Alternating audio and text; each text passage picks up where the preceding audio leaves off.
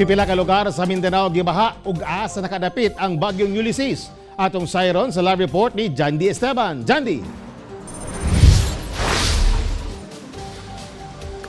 Tek pipila ka lugar sa Central Mindanao ang gilunupan human mibunok ang kusog nga ulan. Samtang Tropical Depression Ulysses ana banda sa Surigao del Norte. Miresulta sa dakong pagbaha, labi na sa mga ubos nga bahin sa President Roxas Cotabato Province. Ang kusog nga ulan adlawng Sabado. Ang kalsada sa Barangay Libuo daw sapa na sab, human milapaw ang tubig sa duol nga sapa. Busa naglisod sa pagtabok ang mga sakyanan ug mga residenteng pauli na sa ilahang mga balay. Sa Barangay Tuael, gisulod na og tubig baha ang dili moubos sa 20 ka mga balay.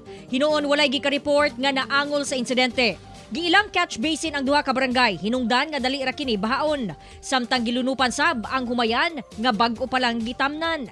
Padayon pang ginasuta sa Municipal Agriculture's Office ang kantidad sa danyos sa mga umahan.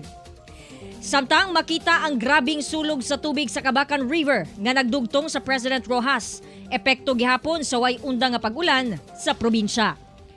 Sa sitio Gila-Gila, Barangay Kuya sa South Upi, Maguindanao, daghang kabalayan sab ang gisudlan og tubig baha human sa tibuok hapon nga pag-ulan. Hinuon daling nakahikling ang mga apektadong residente sa taas ug luwas nga lugar. Apan daghang gamit ang nangabasa. Padayong nakaalerto ang barangay ug municipal disaster management personnel sa padayong pagdaot sa panahon. Sumala sa pag-asa nga ang nasinating pag-ulan tungod sa localized thunderstorm. Samtang ang Tropical Depression Ulysses ana sa 800 kilometers silangan sa Surigao City, Surigao del Norte. Base sa forecast track sa pag-asa, posibleng muigo ang bagyo sa Bicol Region nga bag-uhay pa lamang gihapak sa bagyong Rolly. Sa other parts of Mindanao, for example, ang Caraga Region, makasinati sila og epekto sa trough niining bagyong Ulysses. Samtang gideklara na usab sa pag-asa nga amihan season na. Nagonset na ang hanging amihan nga panahon og mag-expecta nga makasinati tag hinay-hinay nga mga pag cool or pagbugnaw sa temperatura.